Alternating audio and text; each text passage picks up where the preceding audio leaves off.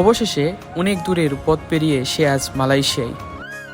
আজকের ভিডিওতে আপনাদেরকে দেখাবো নাদিমকে এয়ারপোর্ট থেকে রিসিভ করা থেকে শুরু করে উঁচু পাহাড়ে ট্রেকিং করার সময় সুন্দর একটা ঝর্ণার সামনে কিছুটা সময় কাটানো, তারপর রাস্তার মাঝে নাদিমকে নিয়ে ড্রাগন ফল খাওয়া, সেখান থেকে সমুদ্র সৈকতে কিছু সুন্দর মুহূর্ত কাটানো, আর সবশেষে দিনের শেষে মেলাকায় গিয়ে সুন্দর একটা সন্ধ্যা উপভোগ করা। চলুন শুরু করা যাক আজকের এই সুন্দর যাত্রা আল্লাহর নাম নিয়ে। সকাল সকাল আমরা বাসা থেকে বেরিয়ে কাঞ্চিং ওয়াটারফলসের উদ্দেশ্যে রওনা দিলাম। যেতে যেতে পথে চোখে পড়ল সুন্দর অসাধারণ এক পাহাড়ি রাস্তা, চারপাশে সবুজ পাহাড় আর মনোমুগ্ধকর পরিবেশ দেখে মনে হচ্ছিল যাত্রার শুরুটাই যেন একটা আলাদা অভিজ্ঞতা। অবশেষে আমরা আমাদের গন্তব্যে পৌঁছে গেলাম, তবে ওয়াটারফলসের দেখা পেতে হলে আমাদের সামনে ছিল আরও বড় একটা চ্যালেঞ্জ। এই বিশাল পাহাড়টা ট্রেকিং করে পাড়ি দিতে হবে। পাহাড়ের উঠতে গিয়ে চারপাশে অনেক মানুষকে ট্রেকিং করতে দেখলাম, আর সবচেয়ে মজার ব্যাপার ছিল রাস্তার দুই পাশে দেখা মিলছিল বেশ কিছু বানরের। পুরো ট্রেকিংয়ের অভিজ্ঞতাই ছিল বেশ রোমাঞ্চকর। অবশেষে আমরা চলে আসলাম সেই কাঙ্ক্ষিত ওয়াটারফলসের সামনে। সত্যি প্রকৃতির এই অপরূপ সৃষ্টি দেখে মুগ্ধ না হয়ে থাকার উপায় নেই। সৃষ্টিকর্তা মহান রাব্বুল আলামিন এই পৃথিবীকে কতটা সুন্দর করে সাজিয়েছেন, এই জায়গায় এসে যেন তারই এক অসাধারণ নিদর্শন চোখের সামনে দেখতে পেলাম।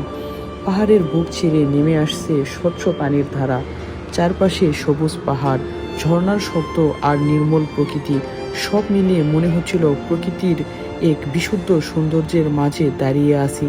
এখানে এসে সত্যি হৃদয়টা যেন জুড়িয়ে গেল। কিছু মুহূর্তের জন্য সব ব্যস্ততা ভুলে শুধু প্রকৃতির এই অপরূপ সৌন্দর্য উপভোগ করতে ইচ্ছে করছিল। এরপর আমরা চলে গেলাম এয়ারপোর্টে নাদিমকে রিসিভ করার জন্য। অবশেষে সেই কাঙ্ক্ষিত মুহূর্ত, দীর্ঘদিন পর আবারও নাদিমের সাথে দেখা। সত্যি বলতে মুহূর্তটা ছিল ভীষণ আবেগের এবং আনন্দের।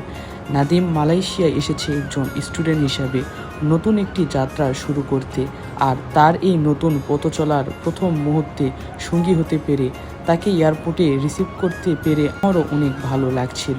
অবশেষে হয়ে গেল, কিছুক্ষণ গল্প হলো আর জড়িয়ে ধরে স্বাগতম জানালাম তাকে মালয়েশিয়ায়।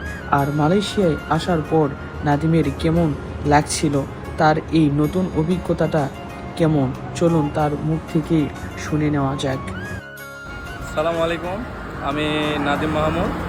আমি মাস্টার্সের জন্য মালয়েশিয়াতে আসছি, লিঙ্কন ইউনিভার্সিটিতে। ফার্স্ট টাইম এটা আমার দেশের বাইরে আসা।